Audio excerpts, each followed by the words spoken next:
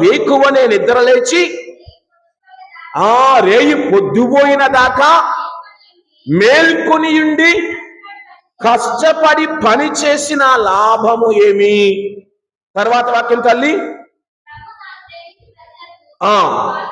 నిద్రించునప్పుడు నీకు ఆయన దీవిస్తాడు, ఆయన ఆశీర్వదిస్తాడు.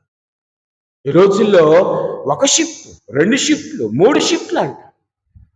షిఫ్ట్ తర్వాత షిఫ్ట్, 8 గంటలు షిఫ్ట్ అయితే ఇంకొక 8 గంటలు, మళ్ళీ 1500 వస్తాయి కదా రోజుకి అని నిద్ర ఆహారాలు మాని సంపాదించి నీవు కూడబెట్టినదంతా కూడా ఎవరికి ఇవ్వాలి? తీసుకెళ్ళి డాక్టర్ గారికి ఇవ్వాలి. ఎందుకు?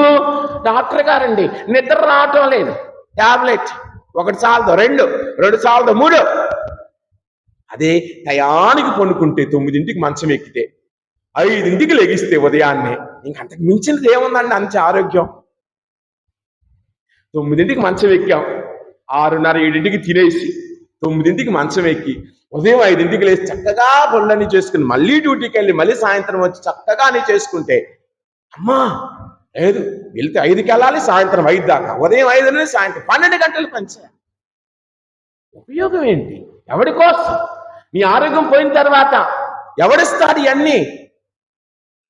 నీవు సంపాదించి కూడబెట్టిన బ్యాంక్ బ్యాలెన్స్ అంతా ఫ్రీగా డాక్టర్ గాడికి, మందుల షాప్ వాడికి ఇవ్వటమే.